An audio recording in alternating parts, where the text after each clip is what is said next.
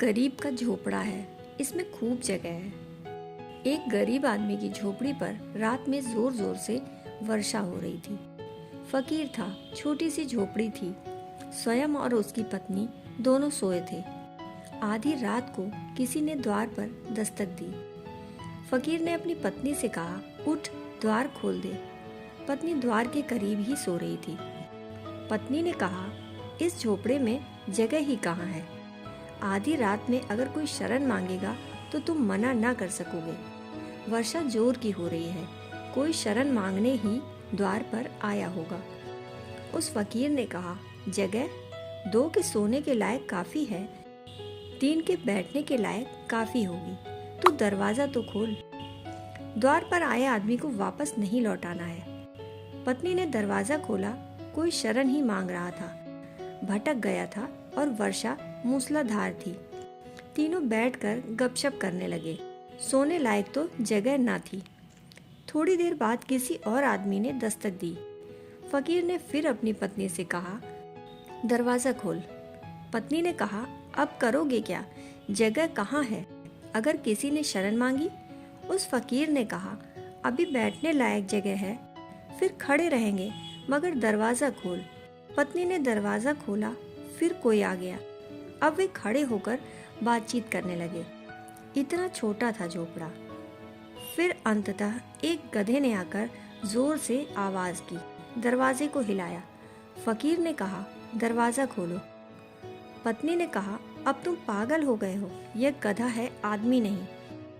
फकीर ने कहा, हमने आदमियों के कारण दरवाजा नहीं खोला था, हमने अपने हृदय के कारण दरवाजा खोला था।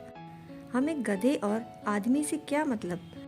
हमने मेहमानों के लिए दरवाजा खोला था। उसने भी आवाज दी है, उसने भी द्वार हिलाया है, उसने अपना काम पूरा कर दिया। अब हमें अपना काम पूरा करना है। दरवाजा खोलो।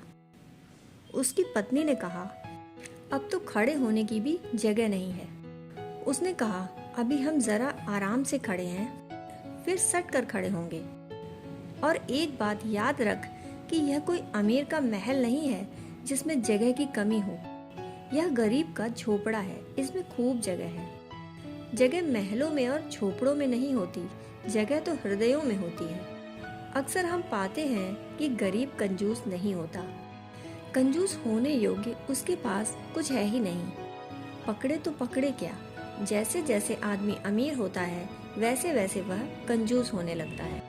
क्योंकि जैसे जैसे पकड़ने को होता है वैसे वैसे पकड़ने का मोह बढ़ता जाता है, लोभ बढ़ता जाता है, 99 का चक्कर पैदा हो जाता है। दान का कोई अनिवार्य संबंध धन से नहीं है। दान का संबंध जीवन की एक शैली से है। दान का अर्थ ही है जीवन को बांटो, जीवन को सिकोड़ो मत, फैलाओ।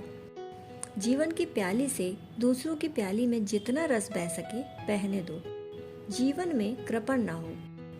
अगर हंसी दे सकते हैं तो हंसी दें, आलिंगन दे सकते हैं तो आलिंगन दें।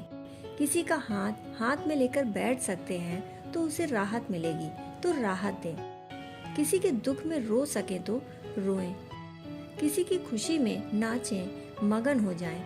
यह सब दान ही है। दान की अनंत संभावनाएं हैं। दोस्तों, कहानी सुनने के लिए आपका बहुत बहुत आभार।